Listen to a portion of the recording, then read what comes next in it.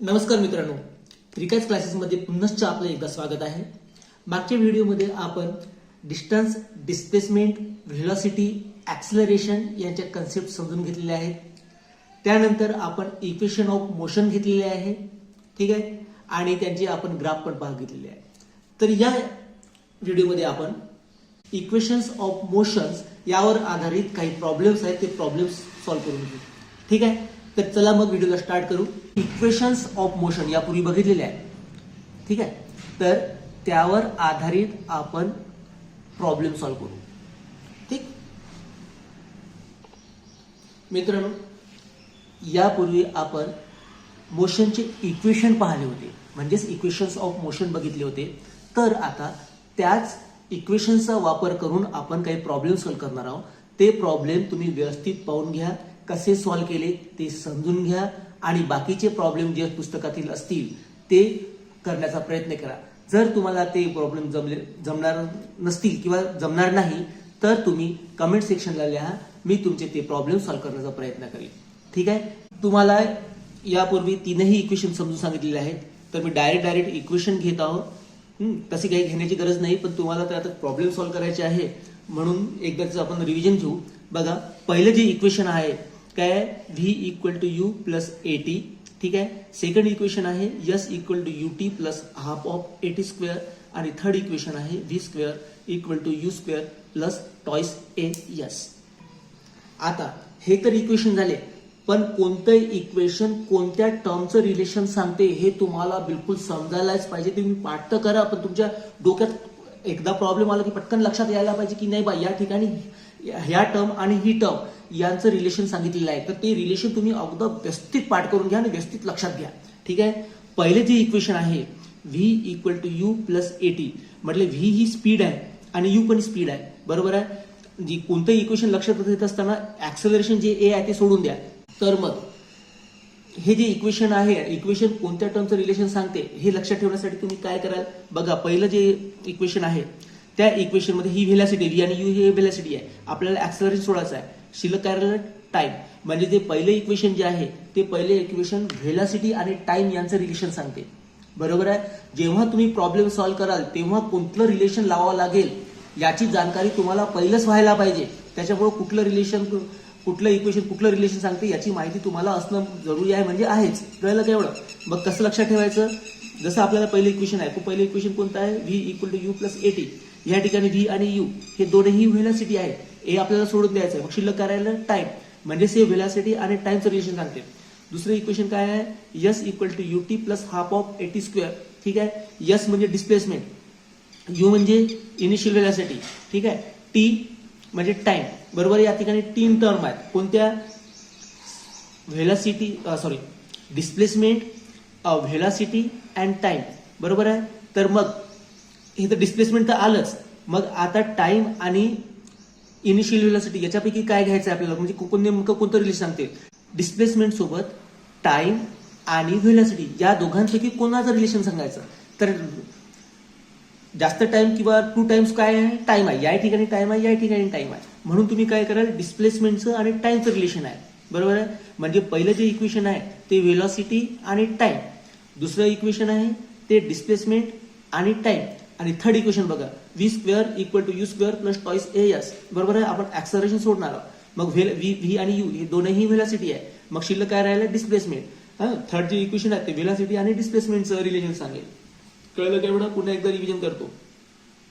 जे पहिले इक्वेशन आहे ते व्हेलॉसिटी अँड टाइमचं रिलेशन आहे. दुसरं जे इक्वेशन आहे ते डिस्प्लेसमेंट आणि टाइम, म्हणजे पहिलं व्हेलॉसिटी अँड टाइम आणि दुसरं डिस्प्लेसमेंट अँड टाइम, आणि थर्ड जे आहे ते व्हेलॉसिटी अँड डिस्प्लेसमेंट, असं काही ते त्यांचं रिलेशन आहे. ठीक आहे, आता आपण प्रॉब्लेम घेऊ. बघा, पहिलं problem, an athlete running on a circular track, he runs a distance of 400 meter in 25 seconds before returning this original position. What is the average speed and velocity? ठीक आहे, तर मग आपल्याला काय विचारलेलं आहे की एक ऍथलेट आहे जो की सर्क्युलर ट्रॅक भोवती रनिंग करत आहे समजा. तर तो ए या पोझिशन पासून निघून पुन्हा तो एच पोझिशन पर्यंत वापस येत असताना त्याने 400 मीटर डिस्टन्स ट्रॅव्हल केलं. ठीक आहे. आणि ते ट्रॅव्हल करत असताना त्यांनी घेतलेला जो वेळ आहे तो 25 सेकंदचा आहे. तर आपल्याला ॲव्हरेज स्पीड आणि व्हेलॉसिटी काढायची आहे. कुठलंही प्रॉब्लेम सॉल्व्ह करत असताना एक गोष्ट लक्षात ठेवा, ती गोष्ट म्हणजे आपल्याजवळ कोणता डेटा अवेलेबल आहे ते अगोदर लिहिणं आणि त्यानंतर आपल्याजवळ कोणता फॉर्म्युला आहे त्याबद्दल विचार करा. ठीक आहे. तर या ठिकाणी काय दिलेलं आहे, तो ॲथलीट फिरून राहिला आणि म्हणजे रनिंग मारून राहिला आणि रनिंग मारल्याच्या नंतर एकूण त्यानं कव्हर केलेले जे डिस्टन्स आहे ते डिस्टन्स आहे 400 मीटर. बरोबर आहे. आणि त्याने ते घेतलेला जो टाइम आहे तो आहे 25 सेकंद. बरोबर आहे. आणि विचारलं काय, ॲव्हरेज स्पीड अँड व्हेलॉसिटी. बरोबर आहे. मग आता आपल्याला अगोदर ॲव्हरेज स्पीड काढायची आहे. तर ॲव्हरेज स्पीडचा फॉर्म्युला आपल्याला माहित पाहिजे. या अगोदर कितीदा तरी मी सांगितलेलं आहे. मग ॲव्हरेज स्पीड इक्वल टू काय होते दिसत आहे का, ॲव्हरेज स्पीड इक्वल टू काय, distance covered divided by time. तर मग त्याने किती डिस्टन्स कव्हर केलं होतं, 400 मीटर. या ठिकाणी मी मीटर नाही लिहिणार, फक्त 400 लिहितं. 400 डिवायडेड बाय टाइम किती आहे 25 सेकंद इक्वल टू, चला मग याला भागून टाकू आपण. मग किती आलं, 16 मीटर पर सेकंद. ठीक आहे. ही झाली आपली ॲव्हरेज स्पीड. आता आपण काय करू, व्हेलॉसिटी. व्हेलॉसिटी अँड डिस्टन्स यामधलं डिफरन्स मी अगोदर समजून सांगितलं होतं. व्हेलॉसिटी, ठीक आहे. तर अगोदर आपण हा फॉर्म्युला लिहून घेऊ. Velocity equal to displacement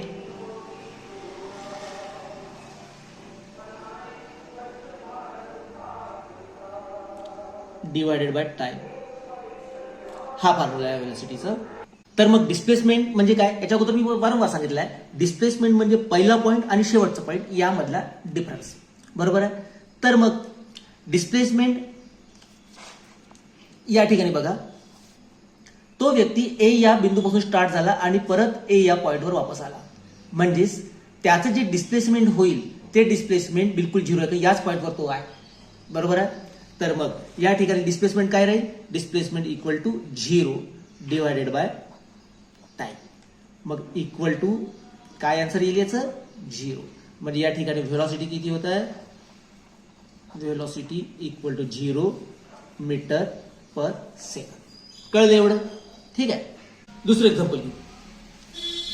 and aeroplane taxis on runway for 30 second with an acceleration of 3.2 meter per second square before taking off. How much distance would it have covered on the runway? ठीक. तर या ठिकाणी काय विचारलेलं आहे, एक विमान आहे, ते विमान टेक ऑफ करण्याच्या पूर्वी म्हणजे उडण्याच्या पूर्वी 3.2 मीटर पर सेकंड स्क्वेअर या ऍक्सलरेशननं त्या रनवेवर टॅक्सी होता. म्हणजे त्या रनवेवर ते रन करत आहे. बरोबर आहे. तर त्या विमानाने त्या रनवेवर किती डिस्टन्स कव्हर केलं असेल हे आपल्याला काढायचं आहे. कळलं का. ठीक. मग आता आपल्याजवळ कोणकोणता डेटा अवेलेबल आहे ते आपण बघू. बघा, त्या विमानाने एकूण 30 सेकंद एवढा वेळ त्या रनवेवर घालवला. म्हणजेच आपल्याला काय दिलं आहे, टी इक्वल टू 30 सेकंड. ठीक. त्यानंतर त्याचं ऍक्सलरेशन दिलेलं आहे, acceleration equal to 3.2 metre per second square. नंतर काय सांगितल्याने, how much distance would it have covered on the runway. म्हणजेच आपल्याला डिस्टन्स म्हणजेच डिस्प्लेसमेंट काढायचं आहे. S equal to how. ठीक आहे. S equal to question mark. बघा आता काय होतं माहित आहे का, एखादं विमान उडण्याच्या पूर्वी ते स्पीड अप करण्यासाठी रनवेवरून फिरते. ठीक आहे. तर रनवेवरून फिरत असताना ती अगोदर स्टार्ट होते, इथून स्टार्ट होईल आणि नंतर या रनवे पर्यंत येईल आणि नंतर असं टेक ऑफ होईल. बरोबर आहे. या दरम्यान प्रत्येक वेळी त्याची स्पीड वाढत जाईल, म्हणजेच या ठिकाणी ऍक्सलरेशन होईल. तर ऍक्सलरेशन म्हणजे काय? चेंज इन व्हेलॉसिटी, बरोबर आहे. तर याची जी सुरुवातीला ते विमान थांबलेलं आहे, त्याच्यानंतर ते रनवेवर धावून राहिलं, म्हणजेच याची जी इनिशियल व्हेलॉसिटी आहे, सुरुवातीची व्हेलॉसिटी आहे, ते आपण नेहमी यू पकडतो. तर यू ही जी व्हेलॉसिटी आहे ती रेस्ट अवस्थेमध्ये असल्याच्यामुळं 0 आहे, बरोबर आहे. म्हणजेच या ठिकाणी आपण काय करू, यू म्हणजे इनिशियल व्हेलॉसिटी इक्वल टू 0 घेऊ. ठीक आहे. म्हणजे आपल्याजवळ अवेलेबल एवढा डेटा आहे. काय काय आहे? टी दिलेला आहे, ऍक्सलरेशन दिलेला आहे, ठीक आहे. यू म्हणजे इनिशियल व्हेलॉसिटी आपल्याला माहिती आहे 0 होती, हे दिलेलं आहे. आणि आपल्याला काय काढायचं आहे? आपल्याला काढायचं आहे डिस्प्लेसमेंट. आता आपल्याजवळ डिस्प्लेसमेंट काढण्यासाठी एक फॉर्म्युला आहे, ठीक आहे. कोणता? S equal to u t plus half of a t square. ठीक आहे. कोणता आहे ते equation? Second equation of motion आहे, बरोबर आहे. का बरं? कारण बघा, या ठिकाणी आपल्याला काय करायचं आहे? डिस्प्लेसमेंट. म्हणजेच आपण असं इक्वेशन घेणार आहोत की ज्या ठिकाणी डिस्प्लेसमेंटचं रिलेशन सांगितलं आहे, बरोबर आहे. तर टाइम दिलेला आहे, म्हणजेच आपल्याला डिस्प्लेसमेंट आणि टाइम यांचं आपल्याला काढायचं आहे डिस्प्लेसमेंट, आणि टाइम आपल्याजवळ अवेलेबल आहे. मग डिस्प्लेसमेंट आणि टाइम यांचं रिलेशन सांगणारं आपण सूत्र घेऊ शकतो, बरोबर आहे. थर्ड इक्वेशन पण आहे. ते थर्ड इक्वेशन कोणतं आहे? V square equal to u square plus twice a s. पण त्या ठिकाणी आपल्याला व्ही स्क्वेअर आणि यू स्क्वेअर म्हटलं तर आपल्याला व्हेलॉसिटी, इनिशियल व्हेलॉसिटी आणि फायनल व्हेलॉसिटी या दोन्हीही माहीत असणं आवश्यक होतं, बरोबर आहे. पण आपल्याला दोन्ही व्हेलॉसिटी माहित आहे का? आपल्याला फक्त एकच व्हेलॉसिटी आहे, ते म्हणजे इनिशियल व्हेलॉसिटी, बरोबर आहे. मग आप सेकंड इक्वेशन काय आहे? S equal to u t plus half of a t square, बरोबर आहे. मग आपल्याला सेकंड इक्वेशन कशा कशाचं रिलेशन सांगते? डिस्प्लेसमेंट आणि टाइम. दोघांपैकी कोणतीही एक गोष्ट आपल्याला माहित असणं जरुरी आहे, बरोबर आहे. आपल्याला टाइम माहित आहे, डिस्प्लेसमेंट काढायचं आहे, त्याच्यामुळं आपण कोणतं इक्वेशन घेणार आहोत? सेकंड इक्वेशन ऑफ मोशन घेणार आहोत, बरोबर आहे. मग काय आहे ते equation? S equal to u t plus half of a t square. ठीक आहे. मग या ठिकाणी आपण व्हॅल्यू पुटअप करून टाकू.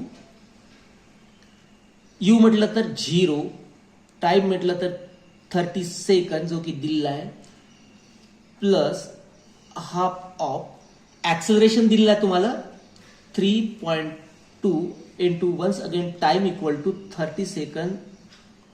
ठीक आहे. आणि टाइमचा स्क्वेअर म्हणजे 30 स्क्वेअर. याला आपण सॉल्व्ह करून घेऊ.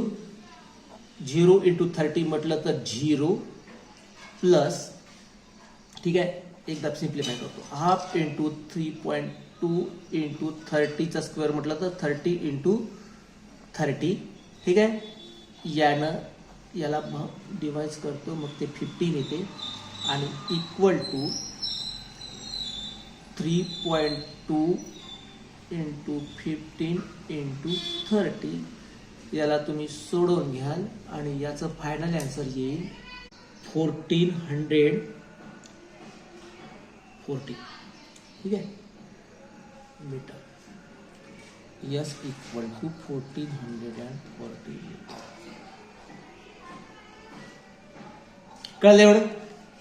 तर मग त्या विमानाने कव्हर केलेले जे डिस्टन्स आहे किंवा ट्रॅव्हल केलेले जे डिस्टन्स आहे बिफोर टेक ऑफ, ते किती होतं? 1440 मीटर. कळलं? नंतरचा प्रॉब्लेम घेऊ. एक kangaroo can jump 2.5 metre vertically.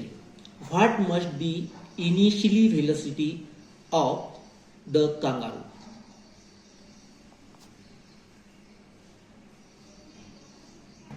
म्हणजे काय? एक कांगारू आहे की जो वरच्या दिशेने जम्प करतो आणि त्या जम्प करण्याची त्याची कॅपॅसिटी आहे 2.5 मीटर. म्हणजे तो उंच किती उडी मारेल? 2.5 मीटर एवढी उंचीची उडी मारेल. ठीक आहे. आणि त्याच्यानंतर त्याची व्हेलॉसिटी, इनिशियल व्हेलॉसिटी किती होती ती आपल्याला काढायचं आहे.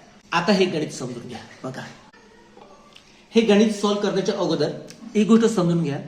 कुठलीही वस्तू जेव्हा आपण वरच्या दिशेने फेकतो त्यावेळेस त्या वस्तूची स्पीड हळूहळू हळूहळू कमी होत जाते आणि एक वेळ अशी येते की त्या वस्तूची स्पीड पूर्णपणे 0 होते. त्यावेळेस ती वस्तू तिथे थांबते आणि त्यानंतर ती वस्तू रिटर्न येते. बरोबर आहे. म्हणजे कुठलीही वस्तू जेव्हा आपण फेकतो त्यावेळेस त्याची जी व्हेलॉसिटी आहे ते व्हेलॉसिटी फेकताना म्हणजे सुरुवातीला ही मॅक्सिमम असते आणि नंतरची जी व्हेलॉसिटी आहे ती 0 असते. बरोबर आहे. आणि आता ही 0 का बरं होते किंवा ची स्पीड पूर्णपणे कमी का होते? त्याचं कारण म्हणजे जेव्हा तुम्ही एखादी वस्तू वरती फेकता तर त्याच्या विरुद्ध एक बल कार्यरत असते त्या ठिकाणी, ते म्हणजे तुमचं ग्रॅव्हिटेशनल ऍक्सलरेशन. ते म्हणजे काय झालं तुमचं जी, आणि त्याची व्हॅल्यू असते 9.8 मीटर पर सेकंड स्क्वेअर. ठीक आहे, समजलं? म्हणजे कोणतीही गोष्ट आपण जेव्हा वरती फेकतो तर त्याला विरुद्ध दिशेने एक बल लागते, म्हणजे त्याला वापस आणण्यासाठी एक बल लागते. ते बल आहे ग्रॅव्हिटेशनल ऍक्सलरेशनचं बल. ठीक आहे, त्याच्यामुळे ती वस्तू 0 बनल्यानंतर वापस येते. बरोबर आहे. म्हणजे या ठिकाणी ऍक्सलरेशन होत आहे. बरोबर आहे. ते ऍक्सलरेशन आपण ज्या दिशेने फेकतो त्या दिशेच्या अपोजिट दिशेने असते, म्हणजे खालच्या दिशेने असते. त्याच्यामुळं आपण जेव्हा हे ऍक्सलरेशन घेतो त्यावेळेस हे G equal to A equal to -9.8 minus याच्यासाठी घेतो आपण की ते अपोजिट डायरेक्शन असते. कळलं तेवढं? तर मग आता सांगा, हा जो कांगारू आहे तो कांगारू वरच्या दिशेने जम्प करत आहे, तर त्याची जी व्हेलॉसिटी आहे ती व्हेलॉसिटी जेव्हा त्याची मॅक्सिमम जम्प होईल तेव्हा त्याची व्हेलॉसिटी 0 राहील. म्हणजे फायनल व्हेलॉसिटी, शेवटची व्हेलॉसिटी की नाही फायनल म्हटलं, शेवटची व्हेलॉसिटी 0 राहील आणि त्याची जी सुरुवातीची व्हेलॉसिटी आहे ती मॅक्सिमम राहील. बरोबर आहे. मग या ठिकाणी आपण व्हॅल्यू पुटअप करू. बघा, एक कांगारू कॅन जम्प 2.5 मीटर, म्हणजेच यांनी कापलेलं अंतर किती होईल ते 2.5 म्हटलं तर या ठिकाणी त्याचं जे डिस्प्लेसमेंट आहे ते डिस्प्लेसमेंट आहे 2.5 मीटर. हे गिव्हन लिहितो आपण, गिव्हन जे दिलं आहे ते. ठीक आहे, 2.5 मीटर. त्यानंतर पुन्हा काय दिलं आहे, त्याने विचारलेलं आहे की बा त्याची इनिशियल व्हेलॉसिटी काय आहे. बरोबर आहे. तर आपण एवढं तर समजतो की वरच्या दिशेने फेकत असल्याच्यामुळं त्याची इनिशियल व्हेलॉसिटी ही मॅक्सिमम असेल. बरोबर आहे. आता राहिलं आपलं फायनल व्हेलॉसिटी. जेव्हा आपण वरच्या दिशेने फेकतो तेव्हा त्याचे ते एका क्षणाला ते थांबते, म्हणजेच त्यांची फायनल व्हेलॉसिटी ही 0 असते. ठीक आहे. तर मग फायनल व्हेलॉसिटी व्ही इथंच लिहितो मी. फायनल व्हेलॉसिटीसाठी आपण व्हीच वापरणार. V equal to 0 metre per second. ठीक आहे. मग आपल्याला आता 2 गोष्टी माहित आहे. तिसरी गोष्ट कोणती काढायची आपल्या यू, म्हणजे इनिशियल व्हेलॉसिटी यू काढायची आपल्याला. मग आता आपल्याला जे 3 इक्वेशन्स आहेत 3 इक्वेशन पैकी कोणतं इक्वेशन लागेल ते शोधायचं आहे. बरोबर आहे. बघा, पहिले इक्वेशन कशाचं रिलेशन दाखवते, व्हेलॉसिटी आणि टाइम. या ठिकाणी टाइमचं देणं घेणंच नाही. दुसरं इक्वेशन जे सांगते ते डिस्प्लेसमेंट आणि टाइम, आणि थर्ड जे इक्वेशन आहे डिस्प्लेसमेंट आणि व्हेलॉसिटी. या ठिकाणी आपल्याला व्हेलॉसिटी काढायची आहे आणि बरोबर आहे डिस्प्लेसमेंट दिलेलं आहे. म्हणजे आपण कोणते इक्वेशन लावणार आहोत, आपण थर्ड इक्वेशन लावणार आहोत जे की डिस्प्लेसमेंट आणि व्हेलॉसिटी यामधलं रिलेशन सांगते. ठीक आहे. तर मग आता आपण थर्ड इक्वेशन लावून टाकू. Therefore by using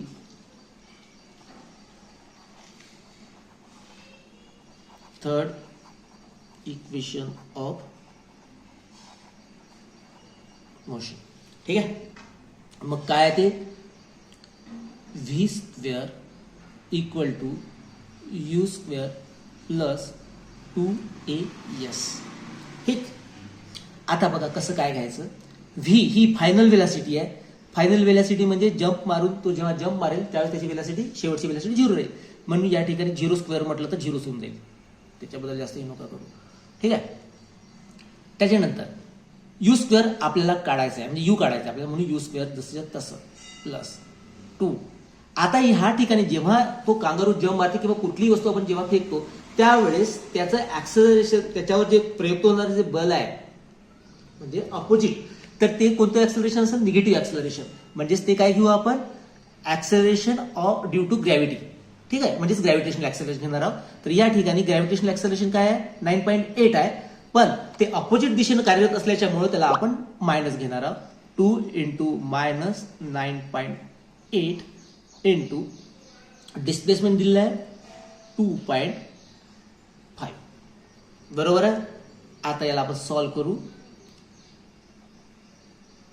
you square into minus 19.6 into 2.5 equal to, मग काय आलं बघा, ठीक आहे, यू स्क्वेअर इंटू यांचं मल्टिप्लिकेशन केल्याच्या नंतर एवढं आन्सर आलं इंटू 2.5, ठीक आहे, यू स्क्वेअर इंटू -49, मग इकडे सॉल्व केलेलं आहे, 0 इक्वल टू यू स्क्वेअर -49 आणि यू स्क्वेअर इक्वल टू 49. आता आपल्याला यू ची व्हॅल्यू काढायची, यू स्क्वेअरची नाही काढायची, त्याच्यामुळे याचा आपण अंडर रूट घेऊ. मग u equal to root of 49, therefore u equal to 7 metre per second. ठीक आहे. तर मग initial velocity of that kangaroo is 7 metre per second.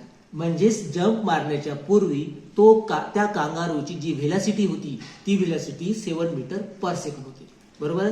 Jump पूर्ण झाल्याच्या नंतर म्हणजे 2.5 मीटर कव्हर केल्याच्या नंतर त्याची व्हेलॉसिटी 0 राहील, म्हणजे ती फायनल व्हेलॉसिटी 0. कळलं एवढं का नाही. फोर्थ एक्झाम्पल घेऊ. A motor boat starts from rest and moves with uniform acceleration.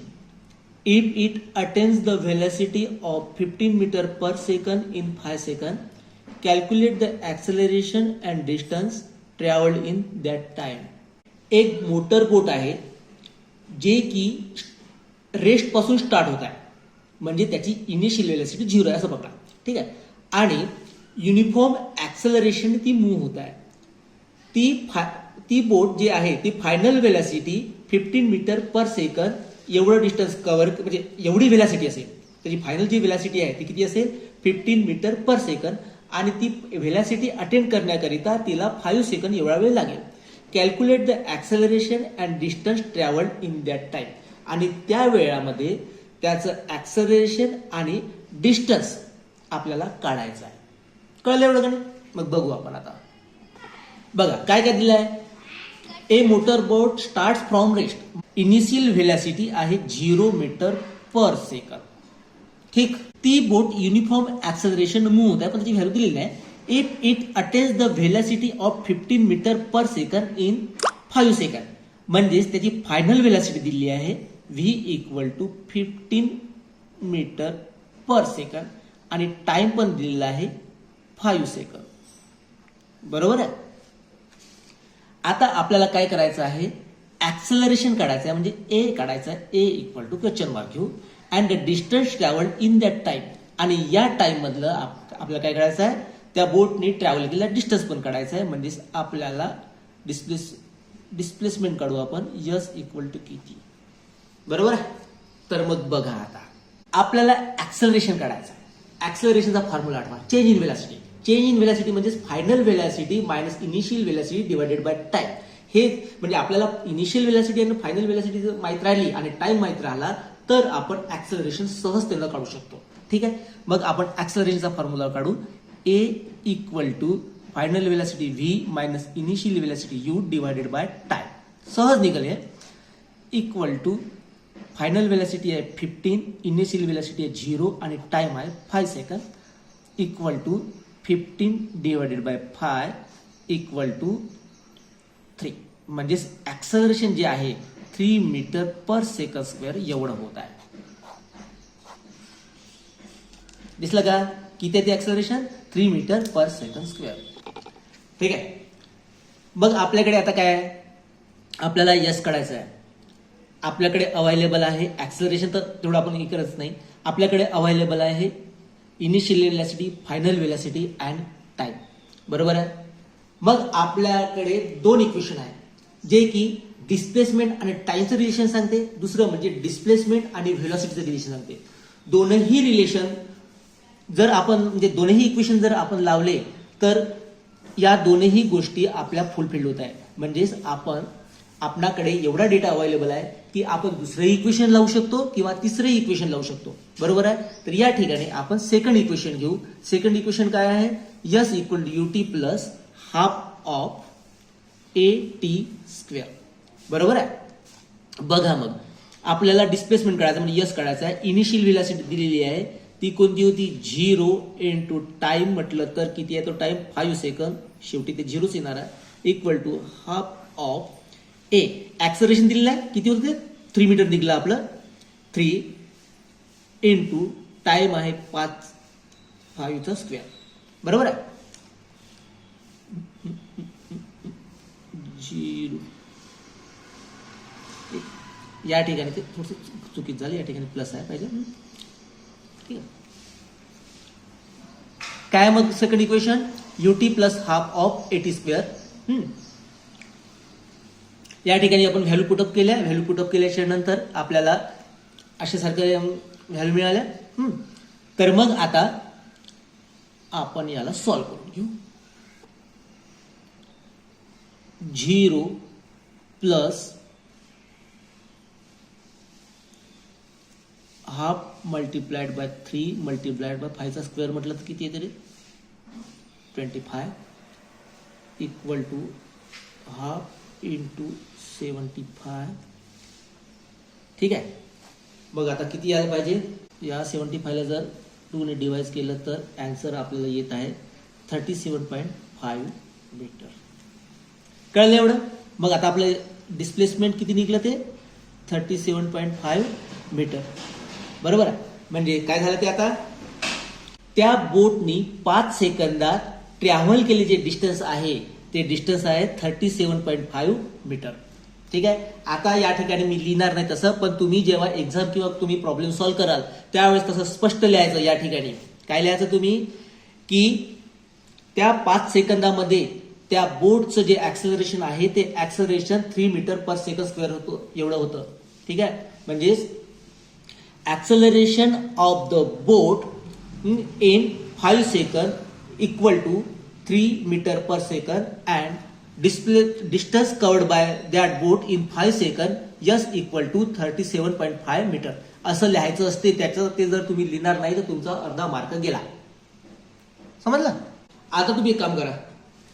तुमचं जे टेक्स्ट बुक आहे त्या टेक्स्ट बुक मधला 7 क्वेश्चन आहे त्यापैकी फर्स्ट अँड लास्ट प्रॉब्लेम तुम्ही सॉल्व्ह करण्याचा प्रयत्न करा. समजा जर नाही जमलं तर मला कमेंट सेक्शन मध्ये सांगा, किंवा जमलं तर उत्तर किती येते ते सुद्धा तुम्ही कमेंट सेक्शन मध्ये सांगा. चला मग आज मला इथपर्यंत शिकवायचं होतं. तो टॉपिक मी कम्प्लीट केलेला आहे. मागच्या व्हिडिओमध्ये आपण इक्वेशन्स ऑफ मोशनचे डेरिव्हेशन घेतले होते. या व्हिडिओमध्ये आपण इक्वेशन ऑफ मोशनवर आधारित प्रॉब्लेम सॉल्व्ह केलेले आहेत.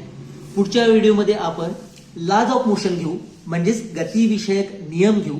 ठीक आहे. आणि त्या लॉज ऑफ मोशनवर आधारित काही प्रॉब्लेम सॉल्व्ह करण्याचा प्रयत्न करू. तर चला तोपर्यंत मी रजा घेतो. हा व्हिडिओ आपल्याला कसा वाटला जर आवडला असेल तर लाईक करा, सबस्क्राईब करा आणि आपल्या मित्रांना शेअर करायला विसरू नका. तोपर्यंत जय हिंद, जय महाराष्ट्र.